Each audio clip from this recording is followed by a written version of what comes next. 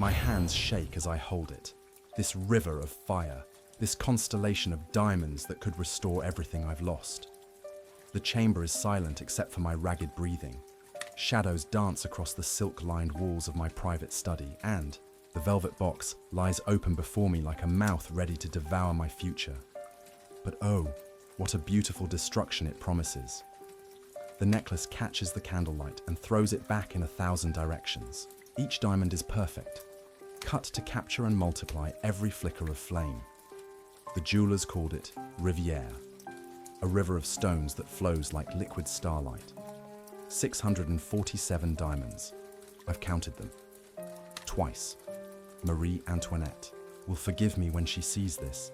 The letter lies beside the box, pressed with the royal seal, signed in that elegant script I've memorized from afar. "My dear Cardinal," it begins, and my heart leaps every time I read those words.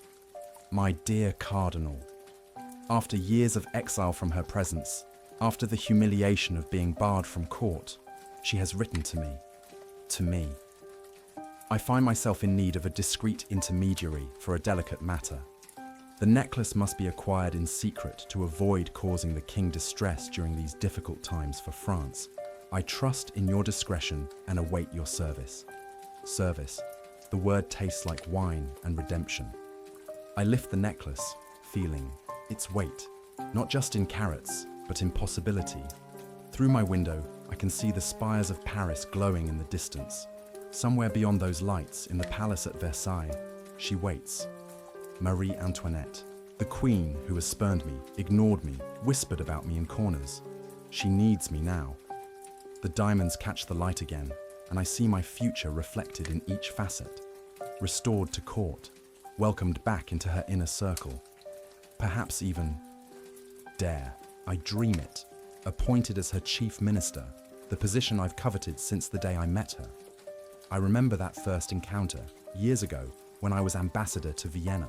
She was just a girl then, the Archduchess Maria Antonia, before she became France's queen. Even then, she had that dangerous combination of beauty and willfulness that could topple empires. And I, fool that I was, I spoke against her mother, the Empress, wrote letters full of diplomatic poison, made enemies where I should have made allies, but now I hold redemption in my hands. The necklace weighs 2,800 carats. I know because the jewelers, Baumer and Bassange, have told me so many times. Desperate men hawking their masterpiece to anyone with gold enough to buy it.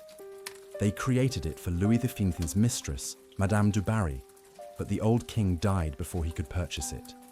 For years it has sat unsold, too magnificent for anyone but royalty, too expensive for anyone but kings, until now, until this moment, when destiny and diamonds align. I fold the letter carefully, my hands steadier now, and place it in my coat pocket, next to my heart. The Queen's words rest against my chest like a promise. Tomorrow, I will complete the transaction. Tomorrow, I will hand over the necklace to her representative, and this beautiful conspiracy will be complete. The candle gutters, and for a moment, the room plunges into deeper shadow. In that darkness, a chill runs down my spine, the kind of premonition that should have warned me away. But the flame recovers, the light returns, and the diamonds sparkle with renewed fire. And yet, in this moment, I had no idea this gift would ruin me and her.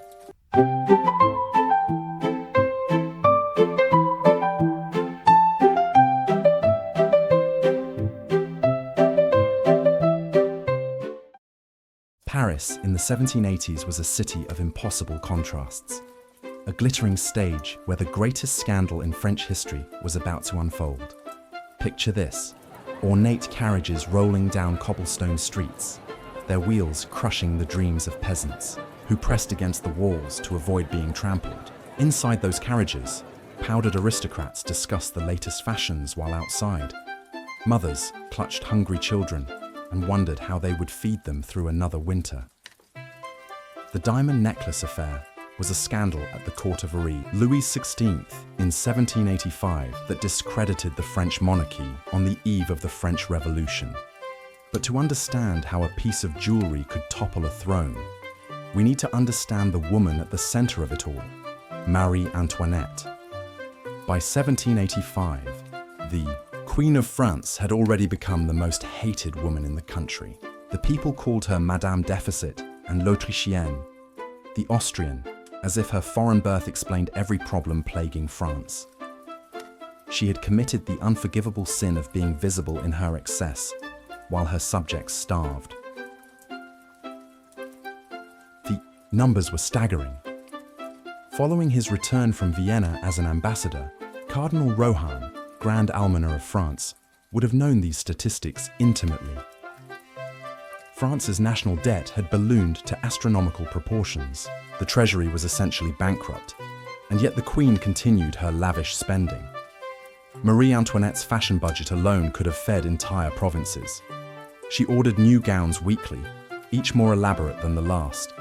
Her hair, towering, with feathers and jewels, became a symbol of aristocratic excess. She gambled enormous sums at the card tables, often losing more in a single evening than most French families would see in a lifetime. But it wasn't just the money, it was the symbolism. While people starved, she retreated to her fantasy village. At Petit Trianon, where she played at being a shepherdess with a flock of perfumed sheep, the contrast was so stark, it seemed almost calculated to enrage the population. The gossip networks of Paris buzzed with stories about her. Some were true. Her friendship with the Swedish Count Axel von Fersen raised eyebrows and questions about her fidelity. Her interference in politics, particularly her support for Austria during international crises, made her seem like a foreign agent, undermining French interests. But many stories were false, exaggerated, or twisted beyond recognition. This was the crucial context that made the diamond necklace affair so devastating. The affair of the diamond necklace, 1784 to 86, was a scandal that centered around Queen Marie Antoinette of France. Although the Queen was innocent of any involvement in a plot to steal the necklace, the public was primed to believe the worst about her.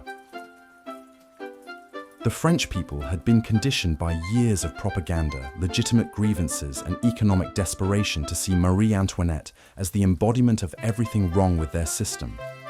She was foreign, frivolous, and seemingly indifferent to their suffering. When the diamond necklace affair exploded into public consciousness, it landed on soil that had been perfectly prepared for scandal. The timing couldn't have been worse. France was experiencing one of the harshest winters in decades. Bread prices had soared beyond the reach of ordinary families. Unemployment was rampant, and the government's attempts at reform had only created more chaos and resentment. In the salons of Paris, where intellectuals and aristocrats gathered to discuss the latest ideas, conversation had turned increasingly radical. The American Revolution had proved that monarchy could be overthrown. Enlightenment philosophers questioned the divine right of kings. The very foundations of the old order seemed to be cracking. And into this volatile atmosphere came a story that seemed to confirm every suspicion, every resentment, every angry whisper about the Queen. A story about secret meetings in midnight gardens, forged letters, and a diamond necklace worth more than most people could imagine. The stage was set. The players were in position. All that remained was for the curtain to rise on one of history's most consequential cons. He aspired to become a minister in King Louis XVI's court, but there was one small problem. Marie Antoinette despised him. Cardinal Louis-René Édouard de Rohan was a man haunted by a single moment of spectacular stupidity. Born into one of France's most powerful noble families, he had seemed destined for greatness from birth. Handsome, charismatic, and brilliant, he rose quickly through the church hierarchy, becoming a cardinal before his 40th birthday. But ambition had made him reckless. Years earlier, when serving as ambassador to Austria, Rohan had committed an unforgivable error. In his dispatches to Versailles, he had written scathingly about the Austrian court, particularly about Empress Maria Theresa, Marie Antoinette's mother. His letters dripped with diplomatic poison, describing the Empress as manipulative, her court as corrupt, her policies as dangerous to French interests. He thought he was proving his loyalty to France. Instead, he was ensuring his own destruction. One more thing. Maria Antonia became Marie Antoinette, Queen of France. She brought her mother's memories with her. Every slight against the Empress became a personal insult to the Queen. He had previously slandered both the Queen and her mother through official letters and court gossip, and he now found himself barred from the political appointments he desperately wanted. The irony was exquisite and cruel. Rohan possessed everything necessary for success: intelligence, connections, ambition, except for the one thing that mattered most: the Queen's favor. Without it, he was trapped in a glittering prison of his own making, watching lesser men receive the appointments he coveted. Every morning, he knelt in his private chapel and prayed for redemption, not the spiritual kind. He had never been particularly devout despite his ecclesiastical rank, but the political redemption that could only come from Marie Antoinette herself. He needed her forgiveness, her acceptance, her trust. The Cardinal's apartments in Strasbourg were magnificent, but they felt like exile. He could see his breath on winter mornings as he paced the marble floors, plotting his return to relevance. His servants whispered that he talked to himself, rehearsing conversations with the Queen that would never happen. He tried every conventional approach. Letters went unanswered. Intermediaries were politely dismissed. Gifts were returned unopened. The Queen's silence was more devastating than any public humiliation could have been. It suggested that he wasn't even worth her anger. Rohan's friends watched his decline with a mixture of pity and fascination. Here was one of the most powerful men in France, reduced to haunting the edges of court functions like a lovesick teenager. When the Queen appeared, he would position himself where she might notice him, but she looked through him as if he were made of glass. The waiting was agony. Every day that passed without reconciliation was another day watching his rivals advance while he stagnated. He saw men with half his abilities appointed to positions he should have held. The Ministry of Foreign Affairs, his rightful place given his diplomatic experience, went to others while he remained frozen in aristocratic purgatory. His correspondence from this period reveals a man slowly being consumed by obsession. Letter after letter to friends and family members, all variations on the same theme. How can I win back the Queen's favor? What would it take to make her see that I could serve her better than anyone? He consulted fortune tellers and mystics, grasping at supernatural solutions when earthly ones failed him. The Age of Enlightenment had made skeptics of many aristocrats, but desperation had driven Rohan back to superstition. If reason couldn't restore him to grace, perhaps magic could. This was the man Jean de la Motte encountered in 1784. Brilliant but broken, powerful but paralyzed, desperate enough to believe any story that offered him hope. She recognized immediately what she was dealing with: not a cardinal or a nobleman, but a wounded animal willing to walk into any trap that promised healing. The perfect mark for the perfect crime. A con artist called Jean de Saint-Remy de Valois conceived of a plan to use the necklace to gain wealth and possibly power and royal patronage. A descendant of a bastard of Henry II of France, Jeanne de Valois had married the Comte de la Motte and lived on a small pension which the king granted her. Jeanne de Saint-Remy de Valois was born with royal blood and peasant circumstances, a combination that proved explosive. She was the great-great-granddaughter of Henri de Saint-Remy, an illegitimate son of King Henry II of France. Royal bastards were common enough in French history, but most faded into comfortable obscurity with generous pensions and minor titles. Jeanne's branch of the family had not been so fortunate. By the time she was born, the royal connection was more curse than blessing. Close enough to remember greatness, too distant to claim it. Her childhood was spent in grinding poverty, watching her parents struggle to maintain even the appearance of nobility. The family possessed a coat of arms, but no chateau. Noble blood, but no noble fortune. Jeanne grew up understanding viscerally that in 18th century France, bloodline without money was worthless. But she was beautiful, brilliant, and absolutely ruthless in her determination to reclaim what she saw as her birthright. At 20, she, married Nicolas de la Motte, a minor nobleman whose title was more impressive than his bank account. The match gave her the respectability of marriage and a grander surname, but little else. The couple lived on a modest royal pension. Charity, really, grudgingly granted by Louis XVI to acknowledge her distant royal connection. It wasn't enough.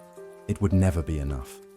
Jeanne had tasted the fringes of Versailles society and found herself intoxicated by the wealth, the power, the casual extravagance that surrounded the royal family.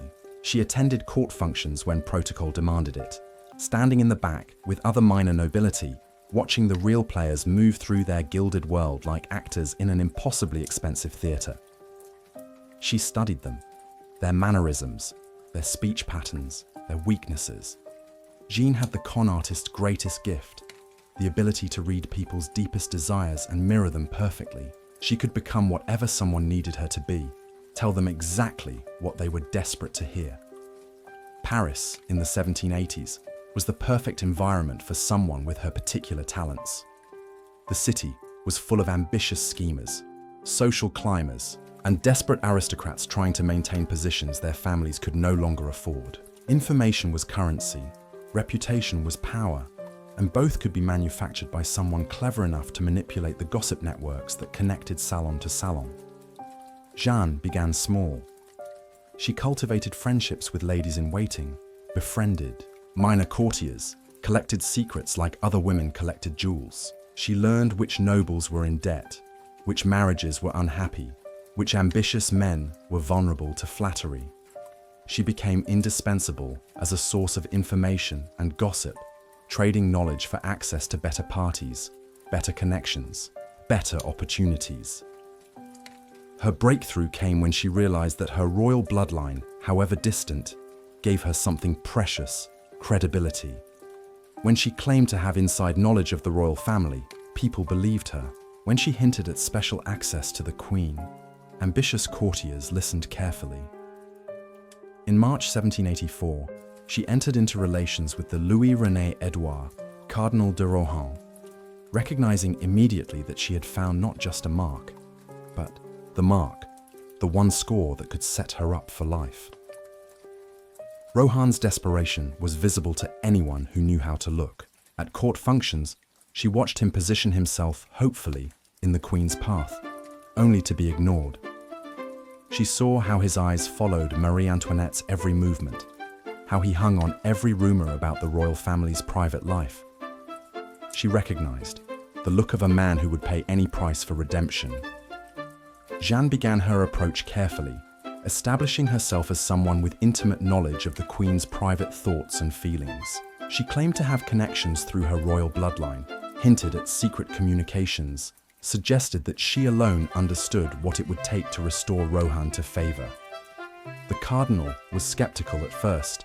His desperation hadn't completely destroyed his intelligence, but Jeanne was patient, building her credibility slowly, feeding him just enough accurate inside information to prove her access was real. She cultivated an air of mysterious authority, speaking in half sentences and meaningful glances that allowed Rohan to fill in the blanks with his own hopes. By late 1784, she had him convinced that she was not just connected to the royal family, but specifically close to Marie Antoinette herself. The lonely queen, Jeanne suggested, was misunderstood by the public and surrounded by false friends at court. She was looking for true allies, people who could serve her interests with discretion and loyalty. People, in other words, exactly like Cardinal de Rohan.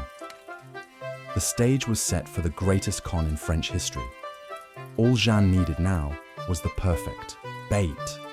Something irresistible enough to make a cardinal forget caution and surrender completely to hope.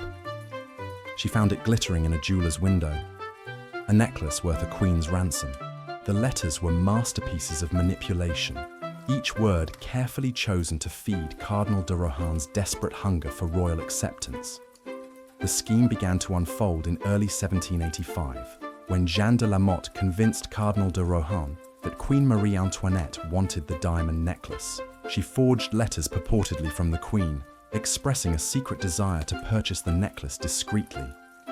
But the deception had begun months earlier, with correspondence so authentic that even today, historians marvel at its craftsmanship. Jean's accomplice in this literary fraud was Rétaux de Villette, a man whose talents had been wasted on petty crimes until he found his true calling: forgery. He possessed the forger's essential skills: a steady hand, an artist's eye for detail, and absolutely no conscience about his work's consequences. The first letter appeared in Rohan's private chambers on a winter morning in December 1784, delivered by a mysterious servant who vanished before questions could be asked. The paper was of the finest quality, watermarked with subtle patterns that caught the light like trapped moonbeams. The seal bore the royal arms, pressed deep into scarlet, wax that still held the faint scent of the Queen's famous rosewater perfume. "My dear Cardinal de Rohan," it began, and those 5 words were worth more to him than entire treasuries.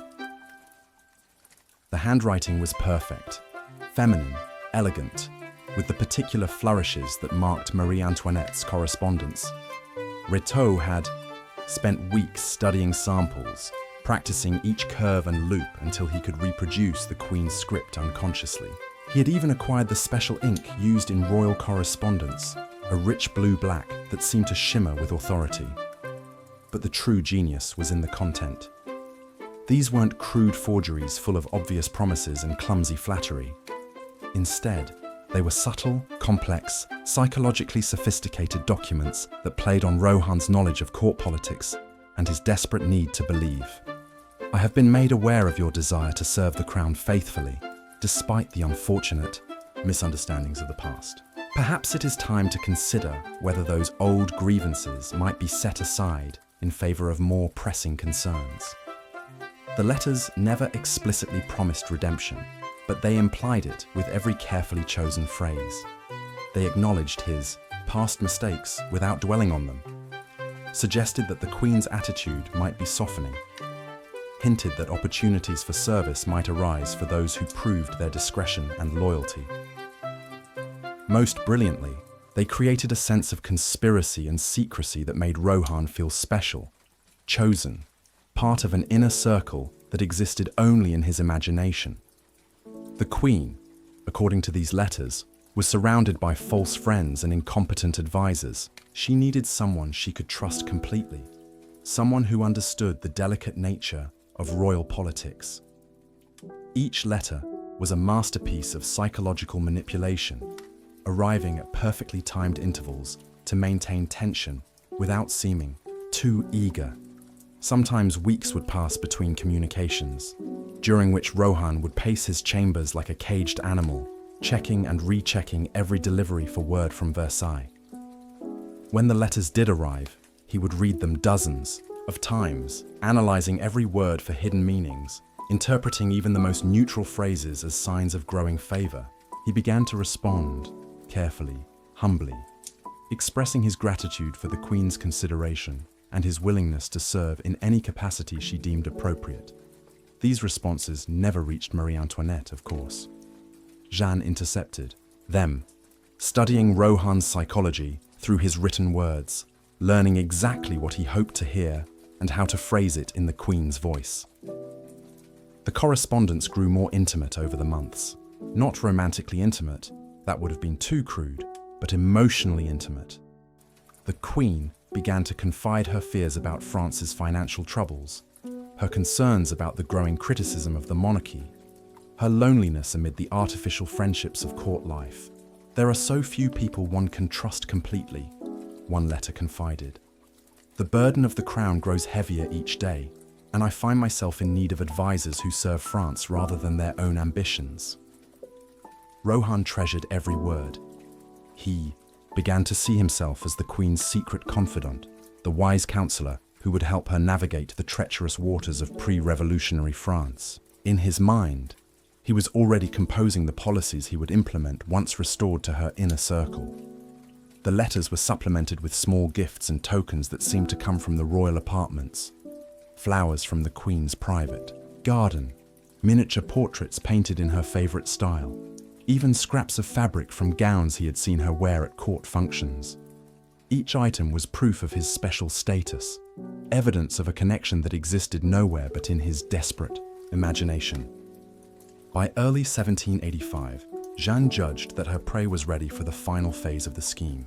Rohan was so thoroughly convinced of his secret correspondence with the Queen that he would believe almost anything if it came with her seal and signature, which made him the perfect target for the most audacious request imaginable: to secretly purchase a diamond necklace worth more than most people could earn in several lifetimes. The letter that would doom them all was already being prepared, its wax seal waiting to trap a cardinal in a web of glittering diamonds and devastating consequences. If you're still listening to this tale of royal scandal and diamond deception, comment necklace below and tell us which historical scandal you'd like to see covered next. The meeting that sealed Cardinal de Rohan's fate took place on a warm August night in 1784 in the gardens of Versailles, where reality and fantasy danced together in the moonlight. Jeanne de la Motte had orchestrated every detail with the precision of a theatrical director. She understood that for her con to succeed, Rohan needed more than letters. He needed an experience so vivid, so emotionally powerful, that it would override his rational skepticism completely. She found her queen in the most unlikely place, the streets of Paris, where a young woman named Nicole d'Oliva worked as a milliner and part-time courtesan. M.N. Leguay d'Oliva possessed the crucial qualification Jeanne needed. She bore a striking resemblance to Marie Antoinette, at least, in darkness and at a distance. Nicole was not an actress or a sophisticated criminal. She was simply a working-class woman trying to survive in an expensive city. When Jeanne approached her with an offer of easy money for playing a role in what she described as a harmless romantic prank, Nicole saw only an opportunity to pay her rent for several months. Jeanne spent weeks preparing her understudy. Nicole studied portraits of the Queen, practiced her posture and gestures, learned to move with the particular combination of grace and authority that marked aristocratic bearing. Most importantly, she memorized her lines, a few crucial phrases that would convince Rohan that his wildest dreams had come true. The stage was set in the Grove of Venus, a secluded corner of Versailles' vast gardens where lovers had been meeting, in secret for generations. Ancient trees created a natural amphitheater, their branches forming a canopy that filtered moonlight into shifting patterns of silver and shadow. The air was heavy with the scent of night-blooming jasmine and the distant sound of fountains. Rohan arrived first, his heart hammering with anticipation and terror. The latest letter had been the most extraordinary yet, a direct invitation from the Queen herself to meet her privately. "I believe the time has come for us to speak face to face," it had said. "Come alone to the Grove of Venus at 11 o'clock. Tell no one." He had barely slept for 3 days, alternating between euphoria and panic. Was this really happening? Could the Queen of France truly be ready to forgive him, to accept him back into her circle? The rational part of his mind whispered warnings. Royal protocol would never allow such a meeting. The risks were enormous. Something felt wrong.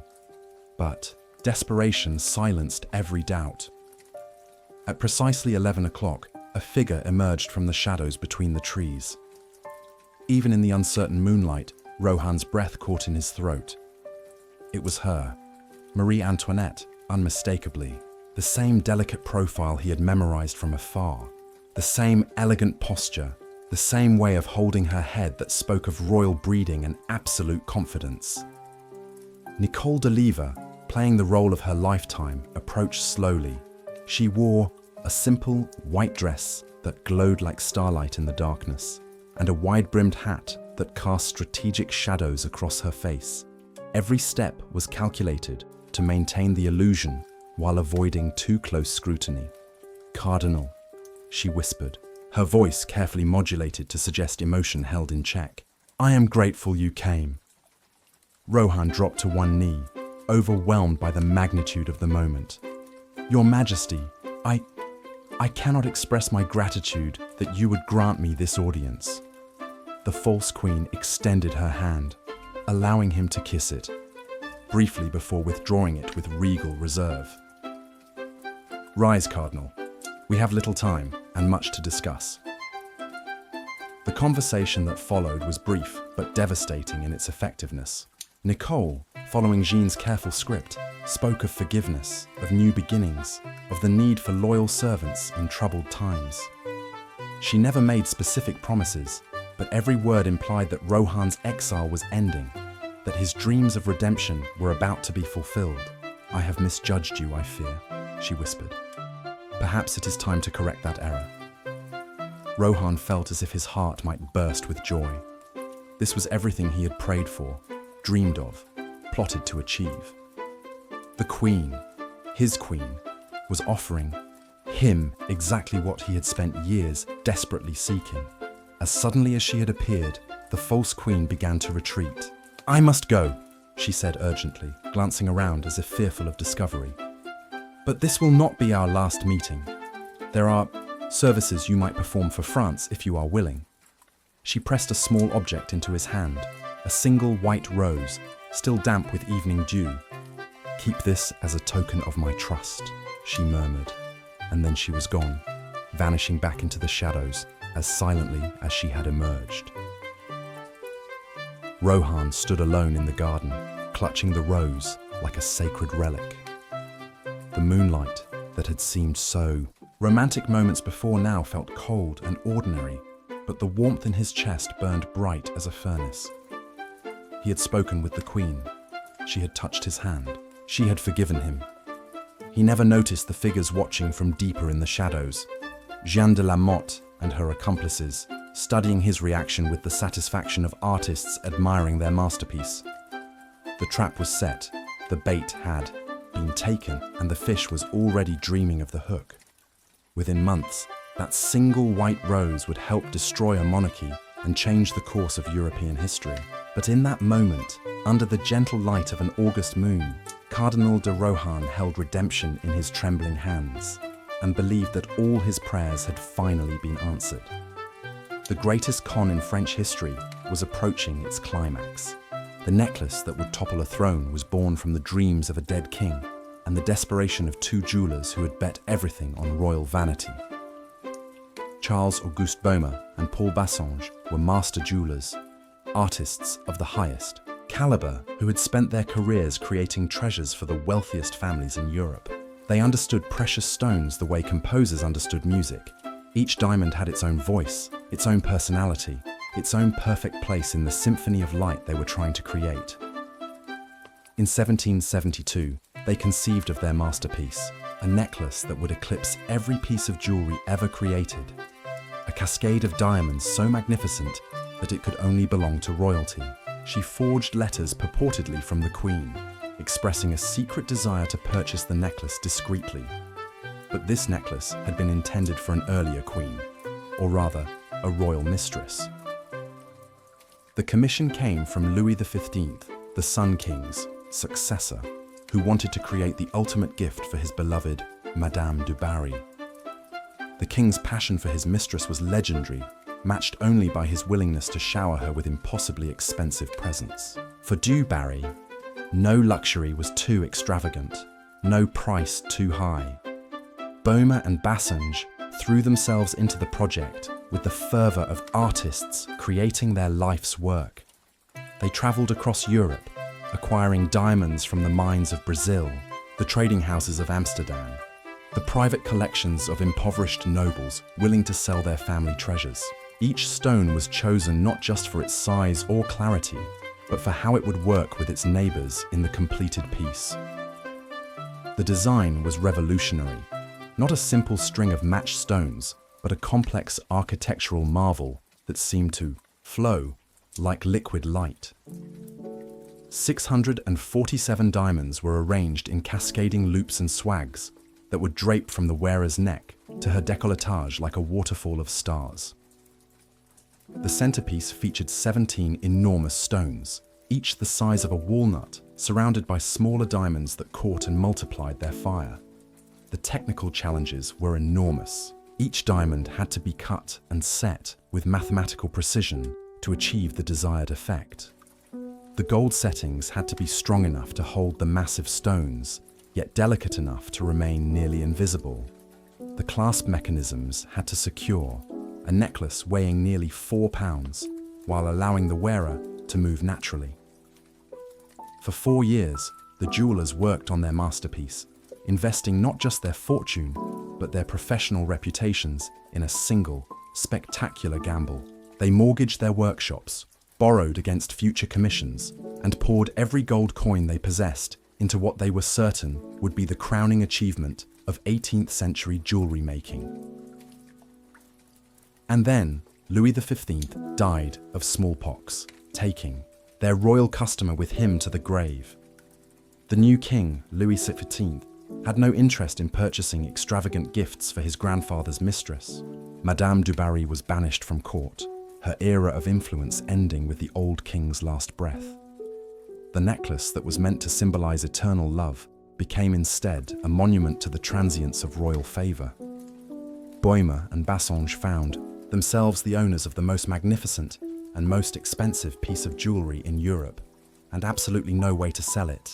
The necklace was too grand for anyone but royalty, too expensive for anyone but kings, and too associated with the previous reign's scandals for the current royal family to consider purchasing. They tried everything. Approaches to other royal courts across Europe met with polite rejection. The piece was too specifically French, too obviously designed for someone else's mistress. Private collectors, no matter how wealthy, lacked both the funds and the social standing to wear such an obviously royal ornament. For over a decade, the necklace sat in their vault like a beautiful curse, representing hundreds of thousands of livres that might as well have been thrown into the Seine.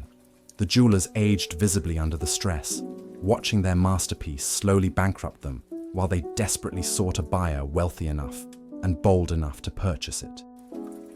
They made tentative approaches to Marie Antoinette herself, hoping the new queen might appreciate what her predecessor had rejected. But Marie Antoinette, already criticized for her extravagant spending, was wary of making such an ostentatious purchase.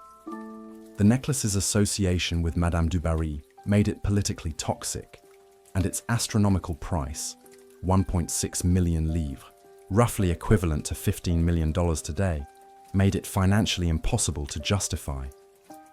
The Queen's rejection was polite but final. "We have more need of ships of the line than of diamond necklaces."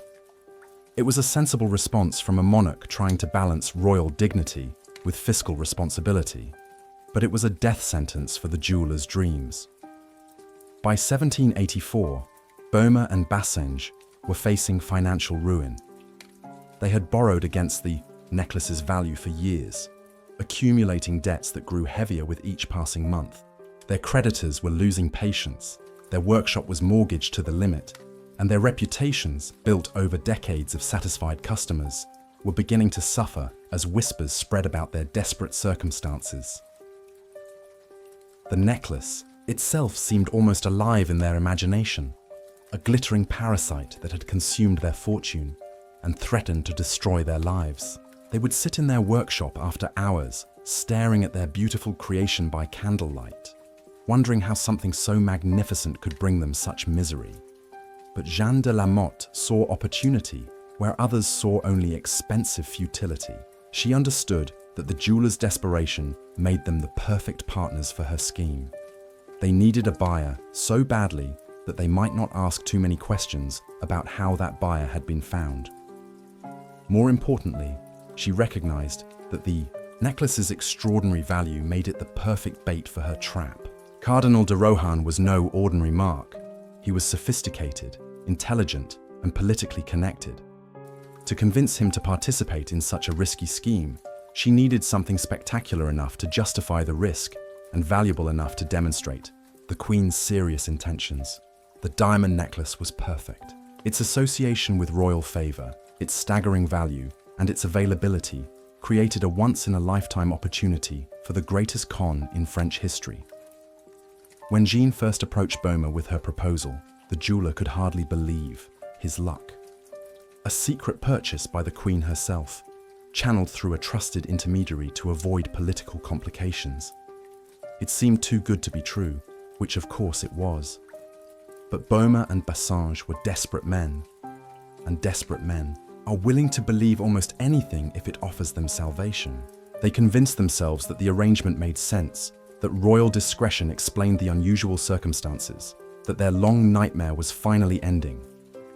They prepared the necklace for delivery with trembling hands, wrapping their masterpiece in silk and velvet as if it were made of spun dreams. This was their moment of redemption, the vindication of years of struggle and sacrifice. They had no idea they were handing over their life's work to thieves who would tear it apart and sell it piece by piece across the underworld markets of Europe. The necklace that was meant to symbolize eternal love would instead become a weapon that destroyed a queen's reputation and helped ignite a revolution. Beauty, it turned out, could be just as dangerous as ugliness, sometimes more so. On February 1st, 1785, the most expensive theft in French history took place in broad daylight, with the victims' enthusiastic cooperation. The morning was crisp and clear, with that particular quality of winter light that makes even ordinary objects seem to glow within a fire. For Cardinal de Rohan, pacing nervously in his private study, it felt like the dawn of a new era. Today, he would complete the transaction that would restore him to royal favor. Today, his exile would finally end. The latest letter from the Queen had been explicit in its instructions. The necklace was to be collected discreetly and delivered to her representative at a predetermined location. The Cardinal would serve as intermediary, demonstrating his trustworthiness and discretion. Payment would be arranged through the royal treasury, but quietly, to avoid the political complications that might arise from such an extravagant purchase during France's financial difficulties. Rohan had read the letter so many times he could recite it from memory. Every word seemed to pulse with promise, with the restoration of everything he had lost. He dressed carefully that morning, choosing clothes appropriate for a man about to undertake a mission of the highest importance. At precisely 9 o'clock, he arrived at Baume and Bassinger's workshop. The jewelers greeted him with the kind of desperate enthusiasm that should have warned him something was amiss. They had prepared everything exactly as requested, wrapping the necklace in layers of silk and placing it in a velvet-lined case that seemed more appropriate for transporting relics than jewelry. "Cardinal," Baume said, his voice tight with barely controlled excitement, "we cannot express our gratitude for your intervention in this matter. When Her Majesty is ready to announce the purchase publicly—" "Discretion, gentlemen," Rohan interrupted, feeling important and mysterious. "The Queen's wishes must be respected absolutely. This transaction never happened, as far as the world is concerned." The jewelers nodded eagerly. They had been paid partially already, enough to ease their most pressing debts, with promises of full payment once the Queen confirmed her satisfaction with the piece. It was an unusual arrangement, but royal business often involved unusual arrangements. Rohan took possession of the case with hands that trembled slightly. The weight was extraordinary, not just the physical weight of 4 pounds of diamonds and gold, but the emotional weight of redemption itself. Inside this case lay his future, wrapped in silk and secured with golden clasps. The delivery was to take place at noon in the gardens of the Palais Royal, at a secluded grove where discretion could be maintained. Rohan spent the intervening hours in a state of nervous excitement, checking and rechecking the case, rehearsing what he would say when he finally met the Queen's representative face to face. He arrived early, positioning himself where he could, observe the approaches while remaining hidden from casual view. The February air was sharp enough to sting his cheeks, but he barely noticed the cold. Every sense was heightened, every nerve singing with anticipation. At precisely noon, a figure approached through the bare trees. Rohan recognized him immediately, one of Jean de la Motte's associates, a man he had met several times during the preliminary negotiations. The man moved with casual confidence, as if collecting diamond necklaces worth more than most chateaux was perfectly routine. "Cardinal," the man said with a respectful bow, "I trust you have the package." "For Her Majesty's personal attention," Rohan replied, trying to match the man's professional tone while his heart hammered against his ribs. The exchange took less than 30 seconds. The velvet case passed from Rohan's hands to those of the false agent, who examined the contents briefly before nodding his satisfaction. "Her Majesty will be most pleased," he said. "She asked me to convey her particular gratitude for your discretion." in this delicate matter. And then he was gone, disappearing back into the winter landscape, with the most valuable piece of jewelry in Europe tucked under his arm, like a package of ordinary merchandise. Rohan stood alone in the grove, feeling simultaneously triumphant and strangely empty. It was done.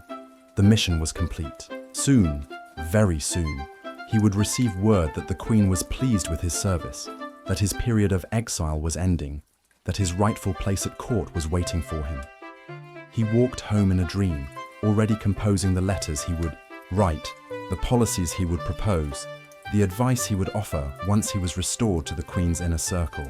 The future stretched before him like a golden path, paved with royal favor and political success. What he didn't know was that the necklace was already being torn apart in a rented room across the city. Jeanne de la Motte and her accomplices worked with the efficient brutality of professional criminals, prying diamonds from their settings, melting down the gold, destroying the jeweler's masterpiece stone by stone. The largest diamonds would be sold individually to private collectors who asked no questions about provenance. The smaller stones would disappear into the underground markets of London and Amsterdam. The gold would be melted down and recast, erasing every trace of its original form. Within days, the necklace that had taken 4 years to create would cease to exist as anything but scattered fragments, sold to finance the luxuries of criminals who had never earned an honest coin in their lives. But for now, Cardinal de Rohan walked through the streets of Paris believing himself the agent of royal favor, the trusted intermediary in a delicate transaction, the man who had finally found his way back to grace. He had no idea that he had just participated in the crime that would help destroy the monarchy he was so desperate to serve. Exposure and scandal. The house of cards collapses. 2,000 words. Dramatic. Music. Court scene. Whispers. Shocked faces. Narrator. The diamond necklace affair exploded into public scandal in July 1785, when a simple business inquiry set off a chain reaction that would shake the foundations of the French monarchy. It began with patience wearing thin. Beymer and Bassange had delivered their masterpiece in good faith, accepted partial payment, and waited for the remainder with the trusting desperation of men who had bet everything on a single transaction. Weeks passed, then months, with no word from the royal treasury about final payment. The jewelers' creditors were not as patient as they were. Bills came due, interest accumulated, and promises to wait just a little longer began to sound hollow, even to their most sympathetic lenders. By summer, Beymer could no longer avoid the uncomfortable truth. He needed his money, and he needed it immediately. On July 12, 1785, he made the decision that would change French history. Unable to approach the Queen directly through normal court channels, the transaction was supposed to be secret after all. He decided to send a carefully worded note expressing his gratitude for her patronage and his hope for prompt settlement of the remaining balance. The note was delivered to Marie Antoinette's private secretary, along with a detailed invoice for services rendered. The Queen, busy with her morning correspondence, glanced at it casually, expecting to see a bill for some routine court expense. Instead, she found herself staring at a bill for 1.6 million livres for a diamond necklace she had never seen, never ordered, and certainly never received. Her reaction was immediate and explosive. "What is this?" she demanded, summoning her secretary and anyone else who might explain the mysterious document. "What necklace? I have purchased no necklace." The inquiry that followed was swift and devastating. Within hours, it became clear that someone had been conducting business in the Queen's name without her knowledge or consent. The trail led quickly to Cardinal de Rohan, whose role as intermediary made him the obvious suspect. Marie Antoinette's rage was magnificent and terrible. The cardinal who had insulted her family, whom she had carefully excluded from royal favor for years, had somehow used her name in a massive financial fraud. Every suspicion she had ever harbored about his character seemed to be vindicated in the most spectacular way possible. King Louis XVI's reaction was, if anything, even more severe. The monarchy was already struggling with financial crises and public criticism. The last thing they needed was a scandal involving fraudulent purchases of luxury goods, while the French people faced bread shortages and economic hardship. On August 15, 1785, Cardinal de Rohan was arrested in the most humiliating circumstances imaginable. He was attending the King's Lever, the morning ceremony where courtiers gathered to observe the royal awakening, when guards approached him with a warrant for his detention. The arrest took place in front of the entire court. Nobles, who had whispered about Rohan's fall from grace, suddenly found themselves witnessing it in real time. The cardinal, still dressed in his ceremonial robes, was led away in chains, while shocked courtiers pressed against the walls to let the procession pass. The symbolism was perfect and devastating. A prince of the church, brought low by his own vanity and desperation, paraded through the palace like a common criminal. But the scandal was just beginning. As investigators dug deeper into the affair, more shocking details emerged. The forged letters, the midnight meeting in the gardens, the network of accomplices who had orchestrated one of the most audacious cons in European history. Each revelation seemed more incredible than the last. Jeanne de la Motte was arrested within days, caught trying to flee Paris with suspicious amounts of cash and loose diamonds that clearly came from the destroyed necklace. Under interrogation, she proved to be as skilled at manipulation as she had been at deception, spinning a web of accusations and counter-accusations that kept investigators guessing about her true motives and methods. Nicole d'Oliva, the young woman who had played the Queen in that crucial midnight meeting, was captured and revealed the full extent of the theatrical deception. Her testimony provided the missing piece of the puzzle, explaining how an experienced cardinal could have been convinced to participate in such an obviously risky scheme. But the damage to the monarchy was already catastrophic and irreversible. The public didn't care about the complex details of who had deceived whom, or whether the Queen was innocent of direct involvement. What they saw was a story that confirmed every suspicion they harbored about the corruption and excess of the royal family. The diamond necklace became a symbol of everything wrong with the old regime. Secret dealings, extravagant spending, aristocrats scheming against each other while ordinary people suffered. The fact that Marie Antoinette had never actually received the necklace was irrelevant. In the court of public opinion, she was guilty of wanting it, of representing the kind of monarchy that would even consider such purchases while France struggled. With poverty and debt, pamphlets flooded Paris, each more scandalous than the last. Street singers composed ballads about the affair, adding fictional details that made the story more entertaining and more damaging. Coffee houses buzzed with speculation about what other secrets might be hidden behind the palace walls. The Queen, who had spent years trying to rehabilitate her image, watched helplessly as her reputation was destroyed by a crime she had never committed, involving a piece of jewelry she had never wanted, orchestrated by people she had barely known existed. Marie Antoinette became the primary victim of a scandal, in which she was entirely innocent, and the Cardinal de Rohan, the actual dupe in the affair, became a figure of public sympathy, portrayed as a noble gentleman deceived by criminals and betrayed by an ungrateful monarchy. The irony was perfect and poisonous. In trying to restore himself to royal favor, Rohan had set in motion the chain of events that would ultimately destroy the very monarchy he was so desperate to serve. The trial of the diamond necklace conspirators became the most sensational legal proceeding of the 18th century, a theatrical spectacle that transformed criminals into celebrities and justice into entertainment. From May 1785 to May 1786, Paris was gripped by what amounted to the world's first media circus. The Parlement of Paris, France's highest court, found itself hosting not just a legal proceeding, but a daily drama that drew crowds like a popular play. Every morning, spectators lined up before dawn to secure seats in the courtroom, treating the proceedings like theatre tickets for the performance of the decade. The defendants made for a compelling cast of characters, each playing their role with the skill of professional actors. Cardinal de Rohan presented himself as the noble victim of an elaborate deception, a loyal servant of the crown whose only crime was loving his queen too much and trusting his fellow nobles too completely. His defense was masterful in its simplicity. He had been approached by someone he believed to be connected to the royal family, asked to perform what he understood to be a legitimate service for the Queen, and had acted throughout with the best of intentions. How could he have known that? The letters were forged, the meeting was staged, the entire affair was an elaborate con. Jeanne de la Motte, meanwhile, transformed herself from defendant to prosecutor, spinning increasingly wild tales about corruption in the royal household. She claimed to be the victim of a vast conspiracy designed to make her a scapegoat for the monarchy's own crimes.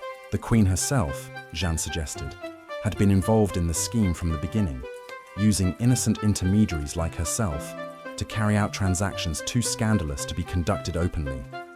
Her testimony was a masterpiece of criminal creativity, mixing just enough truth with wild fabrication to keep the courtroom and the public guessing about what had really happened. She portrayed herself as a naive woman manipulated by powerful forces, a descendant of royal blood betrayed by the very family she should have been able to trust. The public ate it up. Jeanne's version of events played perfectly to existing prejudices about the corruption of the nobility and the extravagance of the royal family. Even people who didn't believe her specific claims found themselves wondering whether there might be some truth hidden in her elaborate lies. Nicole d'Oliva, the young woman who had impersonated the Queen in that fateful midnight meeting, emerged as perhaps the most sympathetic figure in the entire affair. Clearly out of her depth and obviously terrified by the proceedings, she testified honestly about her role in the deception, while making it clear that she had been as much a victim as an accomplice. Her description of being coached to play the Queen, of memorizing lines and practicing gestures, painted a picture of an elaborate theatrical production in which she had been an unwitting actor. The court and the public found it easy to forgive a working-class woman who had been manipulated by her social superiors. The trial proceedings were reported in unprecedented detail by a press that was discovering the commercial value of scandal. Newspapers printed transcripts of testimony, analyzed the credibility of witnesses, and speculated endlessly about the motivations and relationships of the various defendants. Coffee houses and salons buzzed with debate about who was telling the truth and what the verdict should be. But the real defendant, though she never set foot in the courtroom, was Marie Antoinette herself. Every day of testimony seemed to add new layers to the scandal surrounding her name. Even when witnesses testified to her innocence, the very fact that her reputation required defending seemed to confirm that there was something to defend against. The Queen's enemies seized on every opportunity to spread damaging rumors. Anonymous pamphlets appeared regularly, claiming to reveal secret testimony or hidden evidence that proved her guilt. Street singers composed ballads that portrayed her as everything from a spendthrift to a traitor to a sexual deviant. Public opinion, already prejudiced against the Austrian-born Queen, hardened into something approaching hatred. The crowds that gathered outside the courthouse weren't there to see justice done. They were there to be entertained by the destruction of the monarchy they had come to despise. The verdict, when it finally came in May 1786, satisfied no one and solved nothing. Cardinal de Rohan was acquitted of criminal charges, but ordered to make public apology and resign from his court positions, a compromise that left him free but disgraced. Jeanne de la Motte was found guilty and sentenced to be whipped, branded, and imprisoned, a punishment that seemed almost medieval in its brutality, but did little to undo the damage her lies had caused. Nicole d'Oliva was acquitted entirely, the court recognizing that she had been more victim than criminal. The other minor accomplices received various lesser sentences that were largely forgotten in the broader drama of the main proceedings. But the real verdict had been delivered not by the judges, but by the court of public opinion, and it was devastating for the monarchy. Marie Antoinette, though proven innocent of any direct involvement in the affair, emerged from the trial with her reputation in ruins and her position fatally weakened. The diamond necklace affair had accomplished what years of political opposition had failed to achieve. It had made the Queen of France an object of public contempt and transformed the monarchy from a symbol of divine authority into a target for revolutionary hatred. The trial was over, but its consequences were just beginning. In the coffee houses and salons of Paris, people were starting to ask dangerous questions. If the nobility could deceive and manipulate each other so easily, what were they doing to the common people? If the Queen's reputation could be destroyed by a simple con game, how stable was the entire system of royal authority? The answers to those questions would come soon enough, written in blood on the cobblestones of Paris. The aftermath of the diamond necklace affair reads like a dark fairy tale, where every participant paid a price far greater than their crimes deserved, and the true victim lost everything for sins she never committed. Jeanne de la Motte's punishment was swift and brutal. On June 21st, 1786, she was taken to the courtyard of the Salpêtrière prison, where justice would be administered with medieval cruelty. Stripped to the waist, she was whipped by the public executioner, while crowds gathered to witness the spectacle. Then came the branding, a red-hot iron pressed into her shoulder, marking her permanently as a convicted thief. But Jeanne's story was far from over. Her punishment had transformed her from criminal into martyr, from con artist into revolutionary symbol. The brutality of her sentence shocked even those who believed in her guilt, and sympathy began to shift in her direction. Here was a woman of royal blood, however distant, being tortured by the very system that protected the actual royalty from any real consequences. In 1787, she accomplished what seemed impossible. She escaped from the Salpêtrière prison by literally climbing out a window and rappelling down the outer wall with sheets tied together. The escape was so audacious, so perfectly theatrical, that many suspected she had been helped by sympathizers who saw her as a victim of royal injustice rather than a common criminal. Free again, Jeanne made her way to London, where she found an eager audience for her story. The British, perpetually fascinated by French scandals and perpetually ready to believe the worst about their traditional enemies, welcomed her as a celebrity refugee. She wrote her memoirs, a masterpiece of creative fiction that portrayed Marie Antoinette as a sexual deviant, political conspirator, and financial criminal. The book was a bestseller, translated into multiple languages and smuggled back into France, where it spread like wildfire through the underground networks that fed the growing revolutionary sentiment. Jeanne's lies, published and distributed as truth, became part of the mythology that would eventually justify regicide. Cardinal de Rohan's fate was more conventional, but no less destructive. Though acquitted of criminal charges, his career was effectively over. The king banished him from court permanently, and the Queen made it clear that his very presence was offensive to her.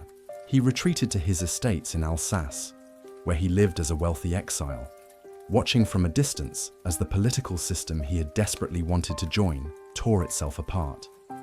The irony was exquisite. In trying to restore himself to royal favor, he had triggered the chain of events that would make royal favor worthless. By 1789, when the revolution began in earnest, being close to the monarchy was more dangerous than being distant from it. Nicole d'Oliva, the young woman who had briefly played a queen, disappeared back into the anonymity from which she had emerged. Of all the participants in the affair, she alone seemed to understand that obscurity was a form of salvation. She had played her role, collected her payment, and vanished before the consequences could catch up with her. But it was Marie Antoinette who paid the highest price for crimes she had never committed. The diamond necklace affair had accomplished what years of political opposition and economic criticism had failed to achieve. It had made the Queen of France genuinely hated by her subjects. The damage to her reputation was both immediate and permanent. Before the affair, she had been criticized for her spending and mocked for her Austrian origins, but she had still retained the respect due to her royal position. After the affair, she became a figure of popular hatred, blamed for every problem, facing France and suspected of every possible vice and conspiracy.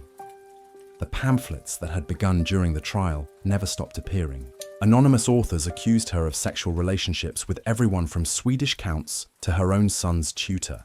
They claimed she was bankrupting France to fund Austrian military adventures.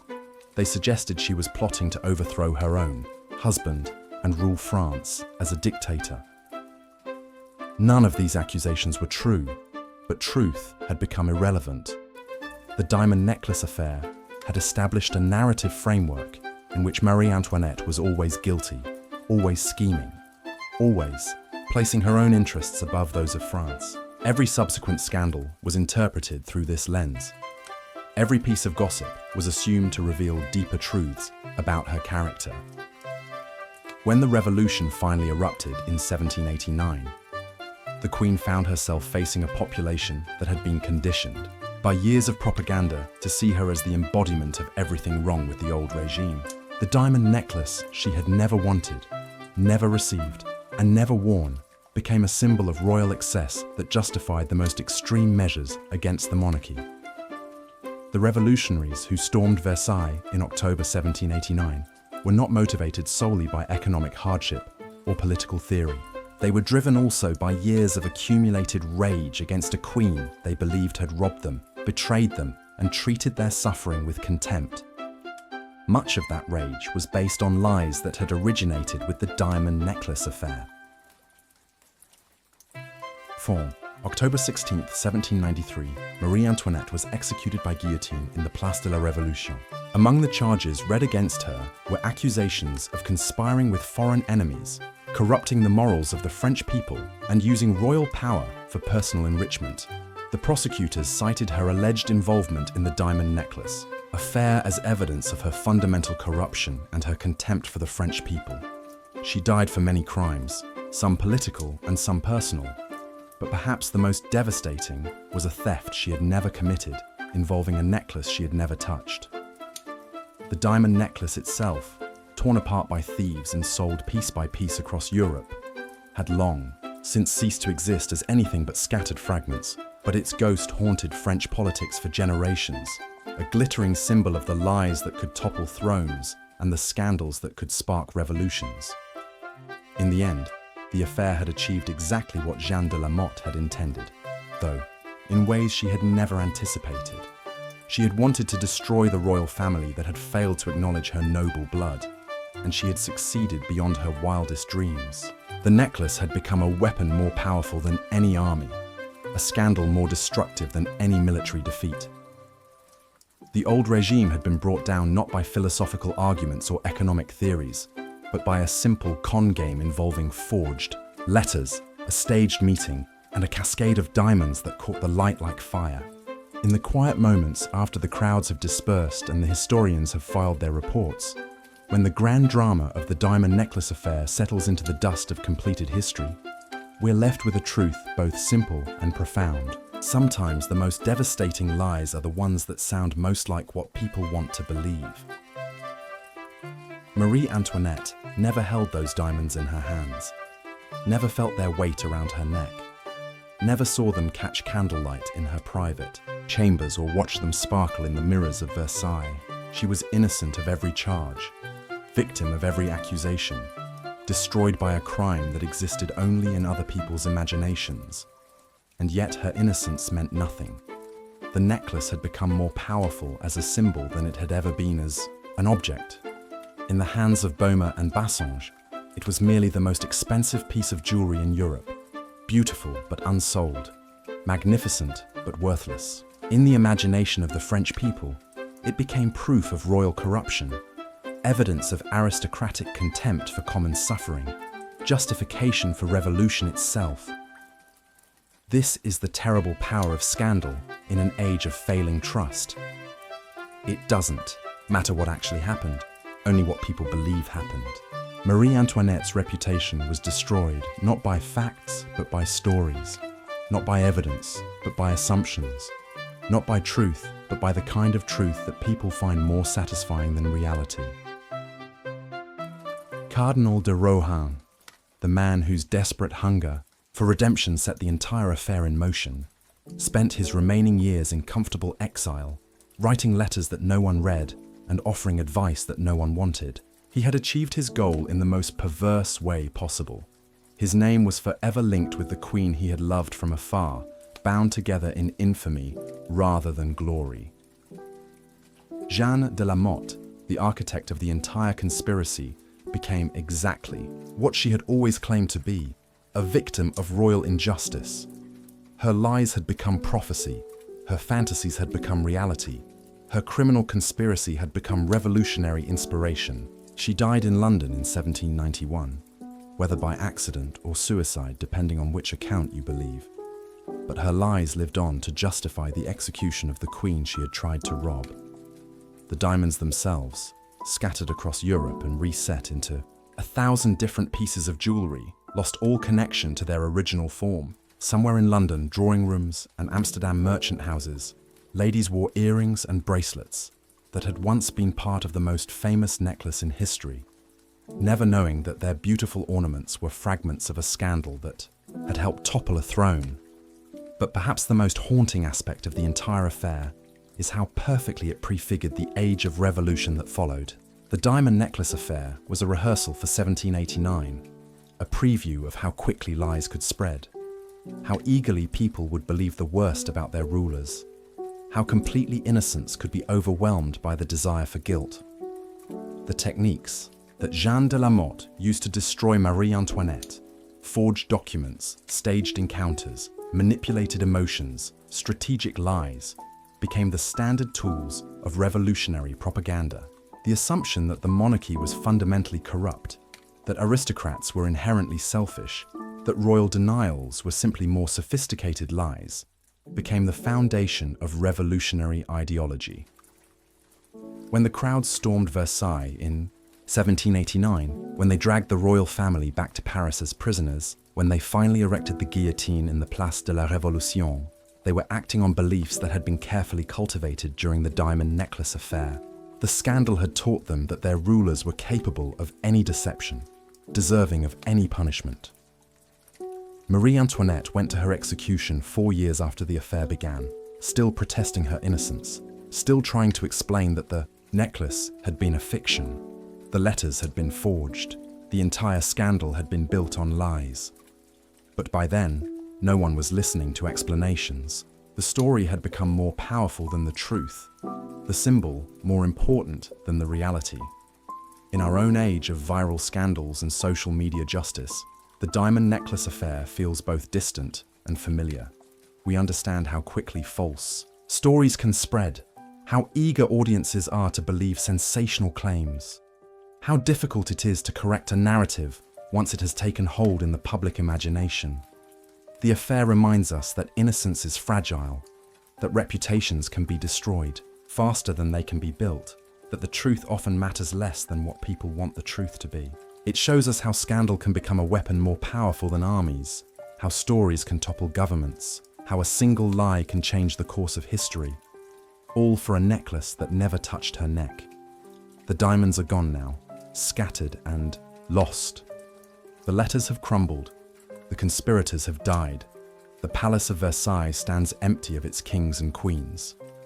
But the story endures, passed down through generations as a cautionary tale about the power of deception and the fragility of truth. And somewhere in the shadows of history, other scandals wait to be born. Other reputations hang in the balance. Other innocents stand unknowingly in the path of accusations they will never be able to escape. Because in the end, the diamond necklace affair taught us the most dangerous lesson of all. Sometimes the most effective way to destroy someone is not to prove they are guilty, but simply to make everyone believe they could be.